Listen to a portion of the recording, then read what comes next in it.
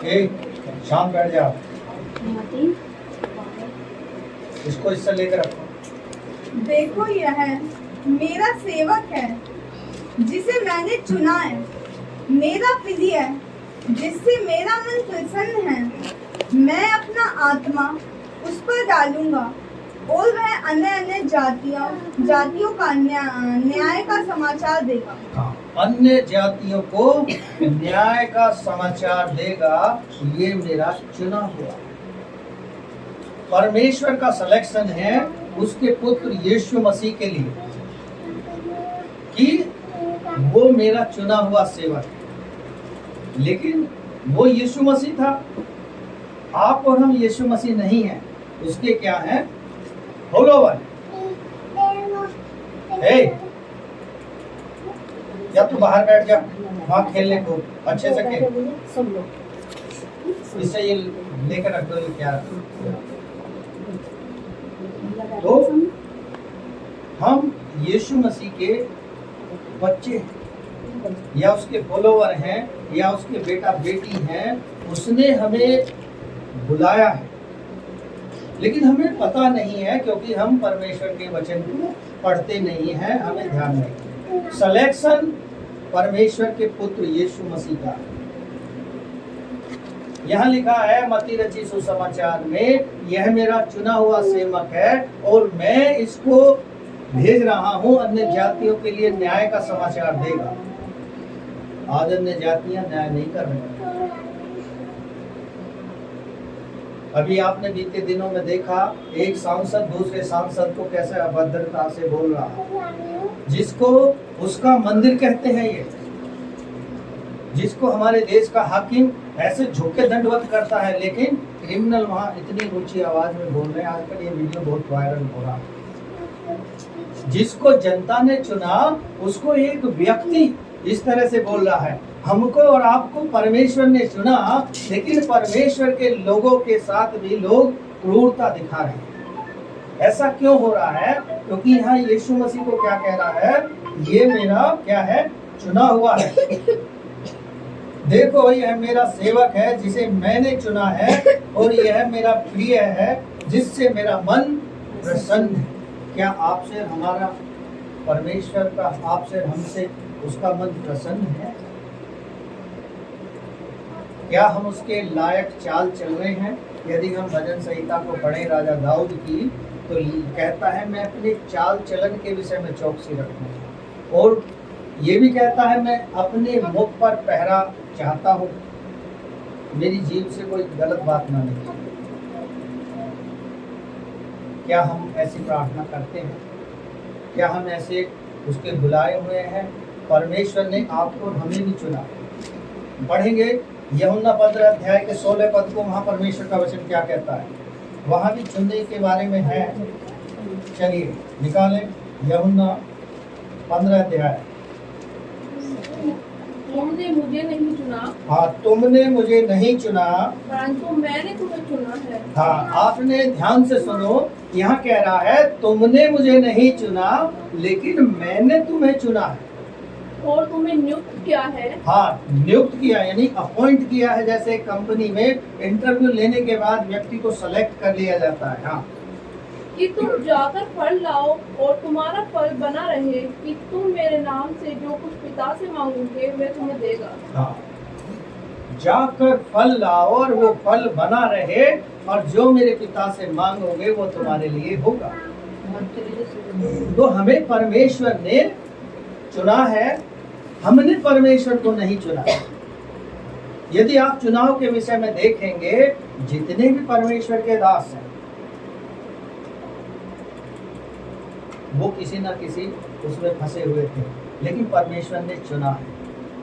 आज जो ये नेता लोग अभद्रता दिखा रहे हैं ना, यदि पासवान परमेश्वर के भय में ना रहे ना, तो ये उनके सामने टिक नहीं सकते। उससे ज्यादा अभद्र बोल रहे हैं जिनको परमेश्वर ने चुन रखा है, लेकिन वो एक दायरे में है, परमेश्वर के भय में है। ये लोग चुनने के बाद भी कुछ नहीं करते हैं, केवल जवानी जंग करते हैं। आपने देखा होगा सिकंदर राजा को, उससे बड़ा तानाशाह नहीं हुआ। हिटलर की कहानी आप कहानी जानोगे, उससे बड़ा कोई तानाशाह नहीं हुआ, लेकिन उसका प्राण निकल गए। क्या आज वो स्वर्ग में होगा? सवाल ये उठता है कि आज वो स्वर्ग में होगा। यदि आप नीति वचन को पढ़ा हो आपने, लिखा है कि हाकिम जब झूठ बोलने लगे तो उसका राज्य ठहर नहीं सकता। उसकी कोई भी छल और बल की नीति उसके राज्य को बना के नहीं रख सकती। ये परमेश्वर का वचन है। परमेश्वर के बारे में ऐसा नहीं वो भी जानता है, वो भी चर्च में गया है, उसने भी थोड़े से भाषण दिए हैं, लेकिन वो जनता को प्रसन्न करने के लिए दिए हो या लोगों को या अपना वोट बैंक बनाने के लिए। लेकिन जब परमेश्वर किसी के राज्य को छीन लेता है तो फिर वो प्रबल नहीं हो सकता, क्योंकि भजन संहिता में लिखा है वो एक को बढ़ाता है और एक को घटा देता है। और वैज्ञानिक भी इस बात को मानते हैं, जो चीज ऊपर गई है वो तेज गति से नीचे भी आई। जैसे लोग देश के हाकिम की प्रशंसा कर रहे हैं, वो भूल गए हैं उसके परिणाम को। नबूकदनेस्सर राजा को देखो, परमेश्वर ने उसे कितना बड़ा दंड दिया, इस वजह से कि उसने इजराइलियों को गुलामी के अंदर रखा और उनको छोड़ना नहीं चाहता। परमेश्वर ने उसे आधा इंसान आधा जानवर बना दिया। न्याय करने वाला परमेश्वर है, उसने हमें चुना है, हमने परमेश्वर को नहीं चुना। उसने आपके अंदर कोई टैलेंट देखा होगा, इसलिए उसने आपको क्या किया है, बुला लिया है और यहाँ लाकर बिठा दिया। अब हमें अपनी वैल्यू को समझना।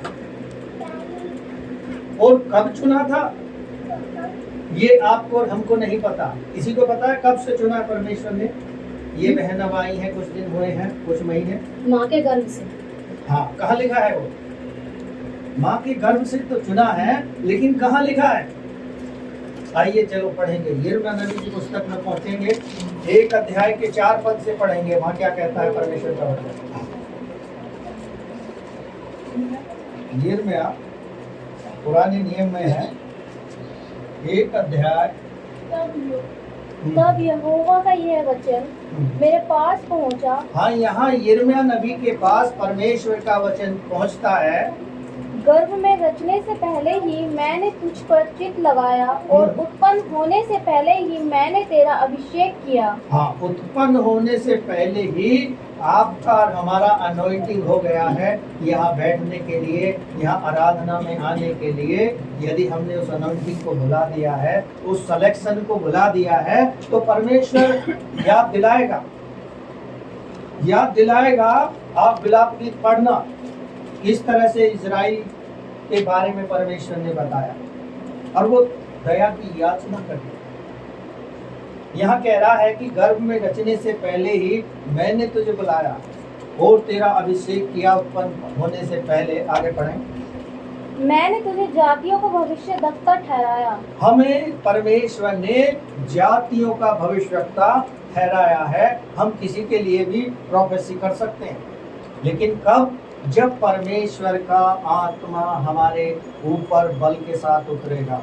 कुछ लोग झूठी प्रोफेसी भी कर रहे हैं, लेकिन प्रोफेसी वो होती है जिसको परमेश्वर सिद्ध कर देता है। हमारे सेवक लोग भी कुछ झूठी प्रोफेसी कर रहे हैं चापलूसी के कारण। चापलूसी करनी है तो परमेश्वर की करो, जो हमें सब कुछ दे सकता है।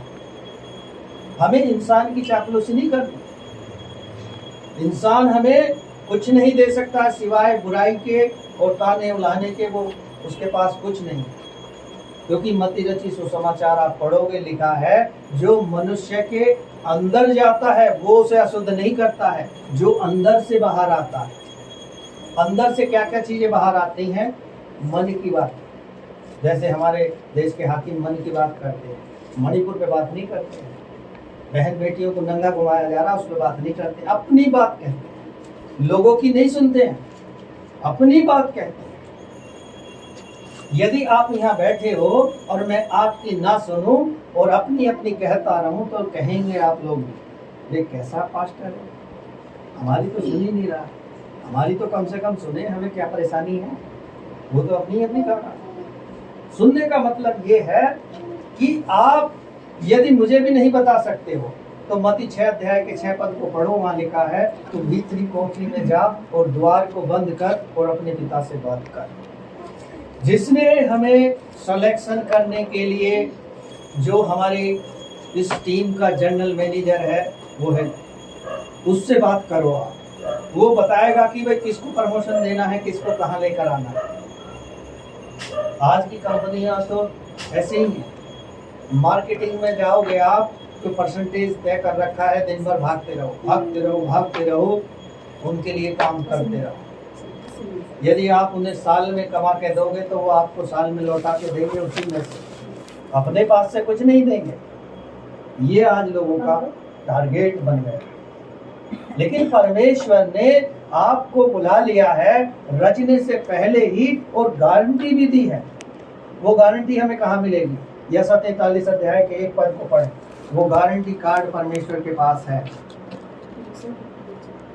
यसा 1 अध्याय का, वो 43 अध्याय का 1 पद। हे इज़राइल तेरा रचने वाला। हाँ, यहाँ कह रहा है हे इज़राइल तेरा रचने वाला, यानी जो बनाने वाला है। हाँ, और हे याकूब तेरा सृजनहार हाँ। यहोवा अब यूं कहता है मत डर, क्योंकि मैंने तुझे छुड़ा लिया है। हाँ, मैंने तुझे नाम लेकर बुलाया है, तू मेरा ही है। हाँ, साफ कह रहा है।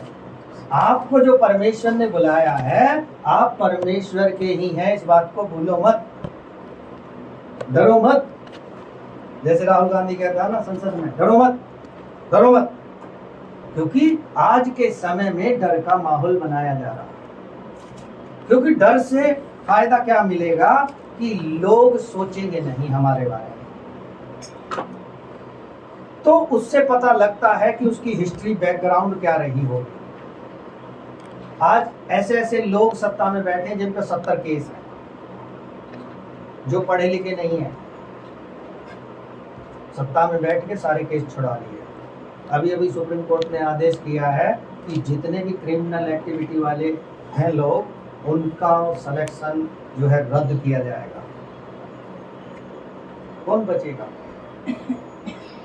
मैं समझता हूँ जितने सांसद बैठे हैं चुने हुए जनता के, या छल कपट से वैसे भी चले गए हैं, उनमें एक भी ईमानदार नहीं।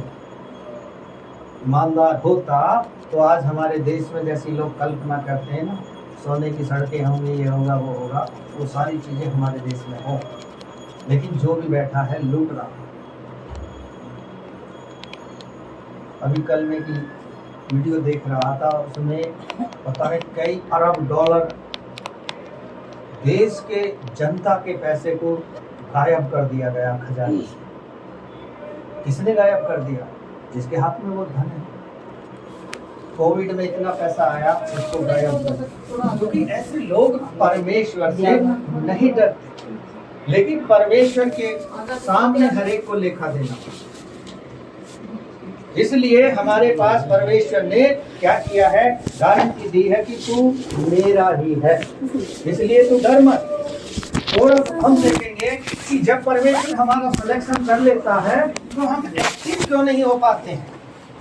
फिर हम मूसा की तरह बहाना करते हैं, यसा नबी की तरह बहाना करते हैं। चलो यसा नबी की पुस्तक के 6 अध्याय को निकालेंगे।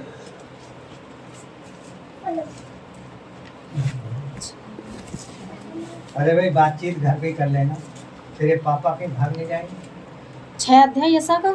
हाँ, पढ़े 6 अध्याय के 3 पद से पढ़े।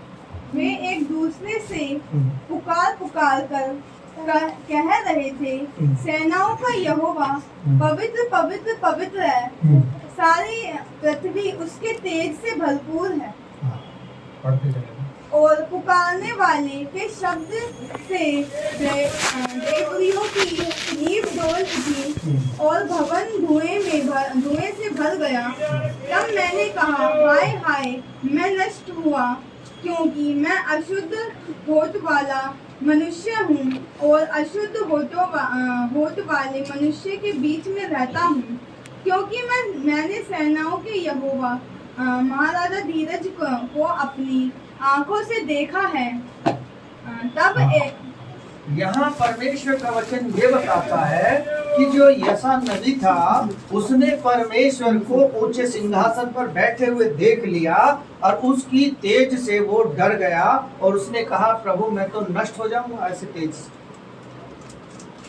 वो इतना डर गया, भयभीत हो गया और परमेश्वर के सामने रियलाइज करने लगा, पश्चाताप करने लगा कि मैं तो अशुद्ध होठों वाला मनुष्य हूँ, बुराई बोलता हूँ हमेशा और बुरे लोगों के बीच में रहता हूँ, इसलिए तेरे इस तेज से मैं क्या हूँ, नष्ट हो जाता।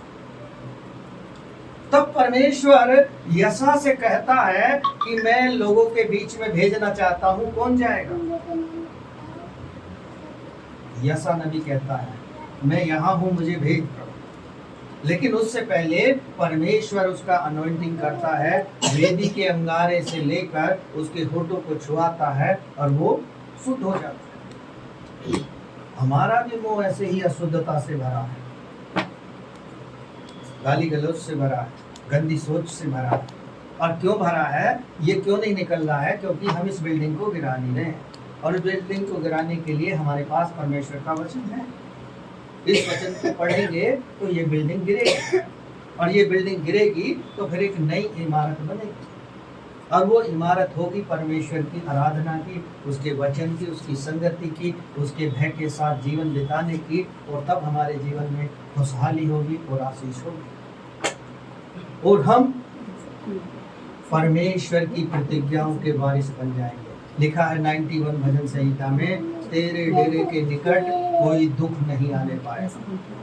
जो आज हम दुखी हैं, बीमार हैं, पीड़ाओं से गुजर रहे हैं, क्यों? कहीं ना कहीं हम चूक कर रहे हैं, वो चूक के कारण हमें ये पीड़ाएं मिली हुई हैं। इसलिए परमेश्वर तो कहता है तेरे डेरे के निकट कोई दुख नहीं आएगा यदि तो मेरी आज्ञाओं का पालन करेगा और मुझसे प्रेम करेगा।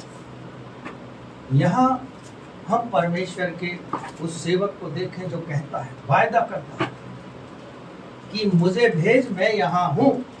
क्या आप में से कोई कह सकता है कि हाँ जी मुझे भेज दो मैं चला जाऊंगा? नहीं कह सकता, क्योंकि सबसे पहला सवाल आएगा पैसे का। किसी कितना दोगे? आपके पास तो खुद नहीं है, मुझे क्या दोगे? आज जो सेविकाई में लोग आ नहीं रहे हैं, यही वजह है। लोग भाग रहे हैं, पैसे की तरफ भाग रहे हैं। लेकिन परमेश्वर का वचन कहता है तुम मेरे धर्म और राज की खोज करो तो सारी वस्तुएं मैं तुम्हें दूंगा। सारी वस्तुएं देना जानता है वो, लेकिन सवाल ये उठता है कि हम उसके धर्म और राज की खोज किस प्रकार से करें और कैसे करें। वो बताता है, वायदा करता है, जब मैंने तेरा सिलेक्शन किया है तो अब मैं तुझे काम भी दूंगा और उस काम के द्वारा तू मेरी महिमा करने वाला है। एक और पद से निकाल कर पढ़ेंगे मेरे साथ। आइए उत्पत्ति की पुस्तक में चलेंगे, 37 अध्याय को निकालेंगे और 5 पद से 7 तक पढ़ेंगे। यहाँ देखते हैं याकूब का जो बेटा था उसको परमेश्वर ने चुना और एक राजा बनाने के लिए उसे वायदा कर दिया। चलिए 37 5 से 7 तक।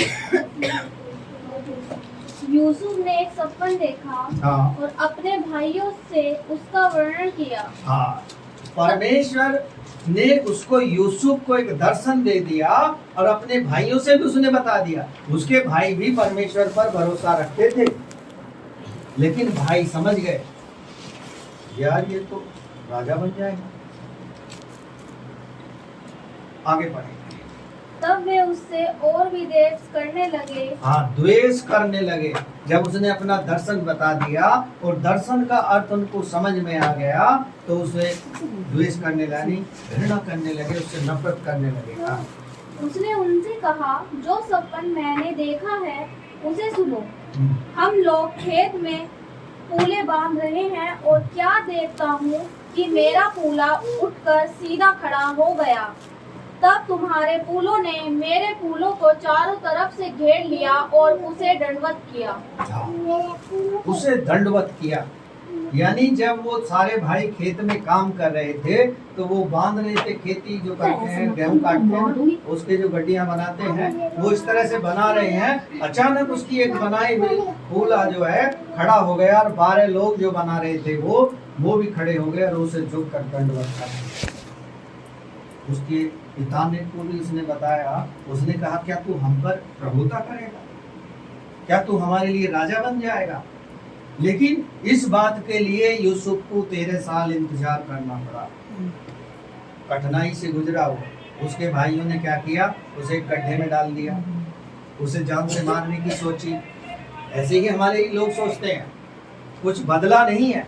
यदि आपके पास धन संपत्ति है तो आपके ही परिवार के लोग आपके पीछे लग जाएंगे, इसे खत्म करो और इसका डंडा काट दो और पैसा अपना करो, क्योंकि इसके पास जो पैसा है ये हमारा हो जाएगा।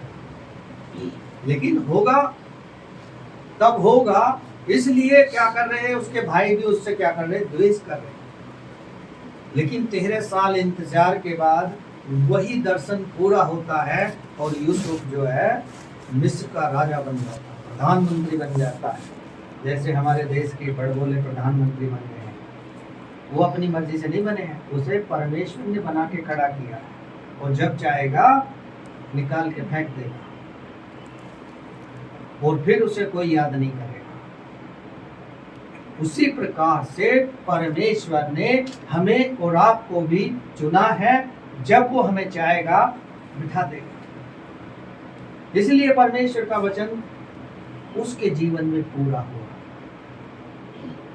यूसुफ को परमेश्वर ने जो 13 साल के बाद दर्शन को पूरा किया, जब वो दर्शन दिया, जब वो 16-17 साल का हो गया, उसके बीच में उसने कितने दुख उठाए। जब परमेश्वर ने अब्राहम को बुलाया उसने भी दुख उठाए, और मूसा को बुलाया तो मूसा उस समय 40 वर्ष का था। मूसा ने बहुत बढ़िया बहाना लिया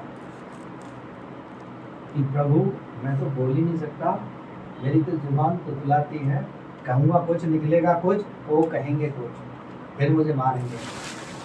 लेकिन ऐसा नहीं है कि परमेश्वर के अभिषिक्त को जल्दी से छू दे। मूसा को परमेश्वर ने एक विशेष अधिकार भी दिया। किसी को मालूम है वो अधिकार क्या था? किसी को मालूम है वो अधिकार क्या था? नहीं मालूम। उसने कहा था तू इजराइलियों के लिए मेरे स्थान पर परमेश्वर का ठहरेगा। इतनी बड़ी पदवी दी। जैसे आज का हमारे ठाकुर का जिलाधिकारी है, यदि वो जाएगा तो किसी को ऑथराइज करके जाएगा कि मेरे बाद मेरे काम को ये देखेगा, मेरी अनुपस्थिति में ये सब काम करेगा। तो परमेश्वर ने मूसा को इजराइलियों के लिए परमेश्वर का ठहरा दिया था, और वो मूसा बहाने ले रहा था कि प्रभु मैं तो जुबान का भद्दा हूँ, बोल नहीं सकता हूँ। तब परमेश्वर उसे स्मरण दिलाता कि जुबान को बनाने वाला और मनुष्य को बनाने वाला कौन है? हम में से बहुत से ऐसे हैं, कुछ परमेश्वर कह दे कि हाँ ऐसे करो, अरे ऐसे नहीं होगा। भाई क्यों नहीं होगा? ये कोई पहाड़ कोई है तो इसे हटाना है। मान लिया किसी को प्रार्थना नहीं आती और उससे अचानक कह दो प्रार्थना करो, तो उसके हाथ पैर खुल जाएंगे, वो घबराने लगेगा, कांपने लगेगा। क्यों? क्योंकि शैतान उसके अंदर बैठ जाएगा, देख इतने सारे बैठे हैं, यदि तेरी जुबान से गलत निकल रहा तो अब तो कुछ नहीं कहने के, जब बाहर निकलेंगे तो कहेंगे यार तुझसे प्रार्थना भी नहीं आती, तो इतने दिनों से यहाँ बैठा है, ये लड़की कैसी, इसे प्रार्थना भी नहीं आती। तो उससे डरने की जरूरत नहीं। वचन कहता है जब तू मुंह खोलेगा तो मैं उसमें शब्द डालूंगा। हमें मुंह खोलने की जरूरत है। मैं देख रहा था कोविड के समय में एक YouTube चैनल की वीडियो कि जब कोविड का समय था, एक प्रीचर प्रचार करता घूम रहा था कि अंत आ गया है, संसार का अंत आ गया है, मन फिरा लो, ये जो बीमारी है ये उसी को पकड़ेगी जो परमेश्वर का नहीं मानते। और ये वास्तविकता थी। लेकिन जब सेकेंड राउंड चला तो परमेश्वर ने अपने लोगों पर भी तलवार चलाई कि ये भी सुनना छोड़ दिए हैं वीडियो, वचन को नहीं सुनते, कान को हटा लिया है। इसलिए यीशु मसीह को कहना पड़ा होगा शायद कि जिसके कान हैं वो सुन लो भाई, जिसके आँख है वो देख लो, मन फिराओ, लौट आओ, क्योंकि स्वर्ग का राज निकट आया है। इसीलिए यीशु मसीह ने कहा था उस समय के लोगों में और हमारे लोगों में कोई अंतर नहीं है। उस समय भी लोग यीशु मसीह की अनसुनी कर रहे थे, अनदेखी कर रहे थे, आज भी करते हैं। क्यों? क्योंकि हमारे पहले हमारे काम है, बाद में दूसरे काम। लेकिन परमेश्वर का वचन ये कहता है, यदि प्रथम स्थान आप मुझको दोगे तो आपके सारे काम होते चले जाएंगे। मणिपुर के बारे में आप बहुत सुनते हो, आप जानते हो कभी उसको सोचा कि मणिपुर में ही ऐसा क्यों हुआ? मणिपुर में ऐसा नरसंहार इन्होंने क्यों किया? क्योंकि ये लोग उस बात से चिढ़ गए जब एक मुख्यमंत्री शपथ ले रहा तो वहां बाइबल पढ़ी गई। बाइबल पढ़ के प्रार्थना करके सारे काम हुए, इसलिए शैतान जो था लोगों के अंदर का बौखला गया। उन्होंने कहा कि इनका विनाश अब हमने तय कर लिया है, अब इनको बख्शेंगे नहीं। लेकिन वो दूसरे के लिए तो गड्ढा खोदने हैं, वो ये नहीं सोचते कि एक बड़ा सा गड्ढा हमारे लिए भी खुदा हुआ है, जिसमें अचानक परमेश्वर ला के डाल देगा और उस गड्ढे को भर देगा। बस अभी मैं फिलहाल एक वीडियो देख रहा था, एक बहुत बड़ी घातकारी बीमारी भारत देश में आने वाली है, बस एंटर करने वाली है। वो इतनी बुरी बीमारी है, उसका कोई इलाज नहीं है, वैज्ञानिक तो हो या डॉक्टर हो, कुछ भी हो, ऐसी बीमारी एंटर करने वाली है। इसका मतलब ये है कि परमेश्वर बिल्कुल आप लोगों के घर के दरवाजे पर है, कभी भी घंटी बजा देगा। हाँ बेटा आओ, खोलो दरवाजा। फिर हम यही कहेंगे, अरे कोई भिखारी होगा, अरे कोई होगा परेशान कर रहा होगा, छोड़ो हमें तो सोना है, या हमें अपना काम करना है। लेकिन यीशु मसीह चला जाएगा। जैसे मत्ती 25 अध्याय को हम पढ़ते हैं, वहाँ 10 कुआरियाँ थी, 10 के पास लाइसेंस था। हम यहाँ जितने बैठे हैं, हम सबके पास लाइसेंस है कि हम परमेश्वर के राज्य में बेफिक्र होकर जा सकते हैं। लेकिन उस लाइसेंस की हमें रिन्यूअल कराते रहना पड़ेगा। जैसे लोग दारू का ठेका चला रहे हैं, 2 साल का मिलेगा, फिर वहाँ जाओ और बैग नीचे से दे दो, फिर 2 साल का बढ़ जाएगा। लेकिन हमारे परमेश्वर के पास ऐसे देने की जरूरत नहीं, उसको टूटा हुआ मन दे दो और पश्चाताप कर लो, वो आपको आगे बढ़ाए। एक और पद जल्दी से पढ़ेंगे मेरे साथ निकाल कर, आ जाए एजरा की पुस्तक में आ जाए। एजरा का भी चुनाव परमेश्वर ने किया था परमेश्वर के भवन बनाने के लिए। एक अध्याय में आ जाए और उसके 2 पद से लेकर 4 तक पढ़े। जो शहर पना, जो भवन टूटा हुआ था,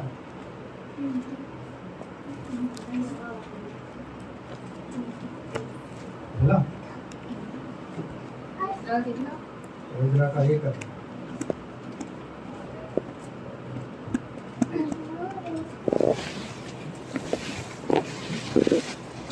बोला 1 का 2 से 4।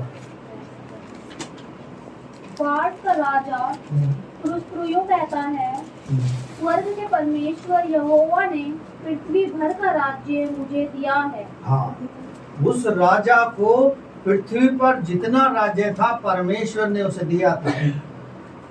यदि हम अपने देश के हाकिम को इस पद को पढ़वाएं तो उसे याद आना चाहिए कि ये राज्य जो तुझे दिया है भारत, ये तुझे परमेश्वर ने दिया है।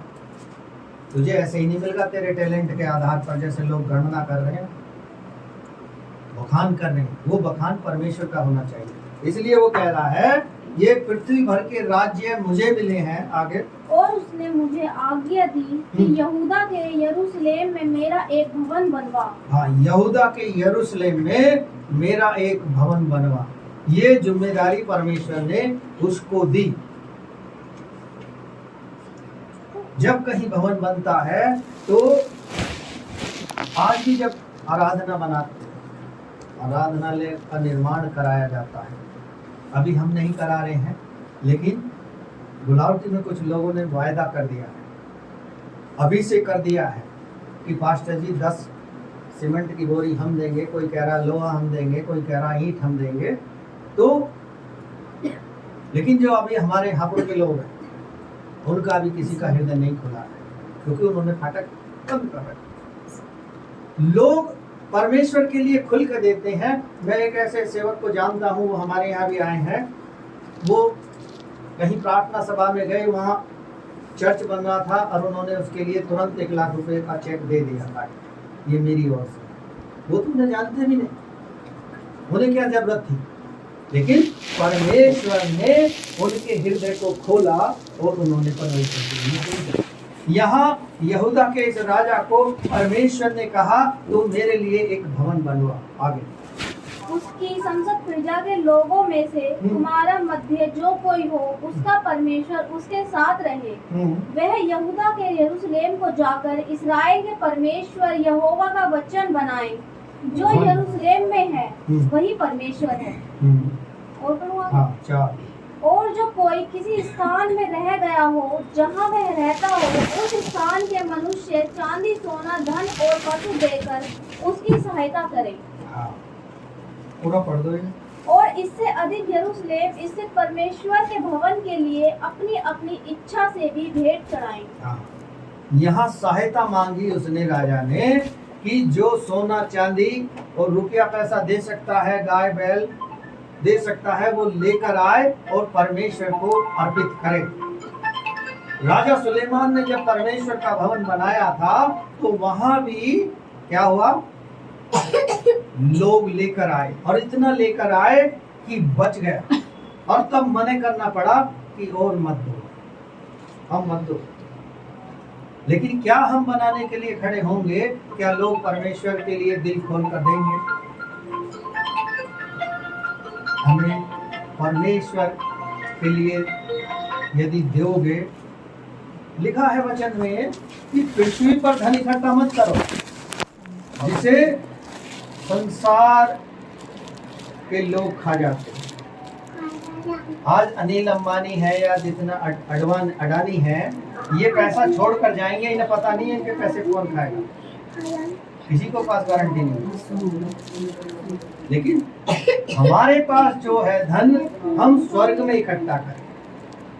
वो धन हम स्वर्ग में इकट्ठा करें, जो हम यहाँ पृथ्वी पर बो रहे हैं वो हमारे लिए स्वर्ग में तैयार हो रहा है।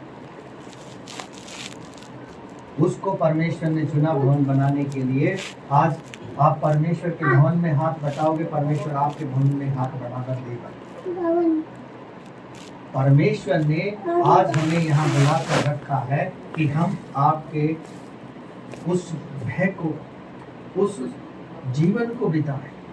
हमें चुना है और भेजा है नियुक्त करके कि जाकर फल लाओ और वो फल हमारे जीवन में बना रहने वाला हो। हमारा अपना चुनाव नहीं, परमेश्वर का चुनाव है। इस परमेश्वर ने हमें चुनकर नियुक्त किया। भजन संहिता में राजा दाऊद कहता है, बुलाए हुए तो बहुत है। अभी जब हम किसी गांव में मीटिंग करेंगे तो पूरा भर जाएगा, लेकिन जब उनमें से सिलेक्शन करेंगे तो 10 लोग नहीं होंगे, क्योंकि सुनने वाले तो बहुत होते हैं, लेकिन उस पर चलने वाले कितने लोग होते हैं। आज बुराई के लिए इकट्ठे हो जाओ तो बुराई करने के लिए बहुत पूरी भीड़ की भीड़ आ जाएगी, लेकिन जब अच्छाई की बात आप करोगे तो 4 लोग आपके साथ खड़े नहीं होंगे। क्यों? क्योंकि उन्हें पता आज के समय में तो जो सच बोल रहा है उसे जेल में जाना पड़ रहा, जो झूठ बोल रहा है वो आजाद घूम रहा है। सच पे पाबंदी लगा दी जा रही है। ऐसे ऐसे कानून बनाए जा रहे हैं कि जो 3.5 साल की सजा ही उसे 7 साल में कन्वर्ट कर दिया। क्यों कर दिया है? क्योंकि उसका दुरुपयोग होगा। यदि भाई यीशु मेरे खिलाफ बोलेंगे तो इन पर देशद्रोह का केस लगाओ और जेल में डालो, 7 साल तक इसको जमानत नहीं मिलेगी। क्यों? क्योंकि अपनी बुद्धि लगा है। लेकिन ये भूल गए हैं, यदि 7 साल से पहले ही परमेश्वर तुझको उठा लेगा तो तेरे नियम कानून सब ताक में रखे रह जाएंगे और तू मिट्टी में मिल जाएगा, फिर कोई नाम लेने वाला नहीं होता। आज राष्ट्रपति हैं ज्ञानी जेल सिंह, वो भी ज्यादा पढ़े लिखे नहीं, लेकिन उन्होंने काम कितने अच्छे किए। उन्होंने काम अच्छे किए। देश के प्रधानमंत्री के रूप में परमेश्वर हमें इसलिए देता है कि हम जनता जो गरीब है उनका ध्यान रख सकें। यूसुफ जो प्रधानमंत्री बना मिस्र का, उसने सबको खिलाया, भुखमरी के समय में खिलाया, और जिनके खेतों में खेती नहीं हो रही थी उनसे कहा कि खेतों को रख दो और ले जाओ खाने के लिए। अपने परिवार के जीवन को भी उसने पालन पोषण किया। परमेश्वर कब किस समय कहाँ किसका इस्तेमाल करेगा ये आपको हमको नहीं पता, लेकिन इतना समझ लो परमेश्वर ने आपको यहाँ बुला के रखा है। आप परमेश्वर के बच्चे हो, क्योंकि लिखा है यूहन्ना 1 अध्याय में, जितनों ने उसे ग्रहण किया है उसने उनको परमेश्वर की संतान होने का अधिकार दिया है। वो उसके बेटा और बेटी हैं, वो उसकी निज प्रजा है। परमेश्वर का धन्यवाद हो। आगे कोरस गाएंगे उस समय के लिए।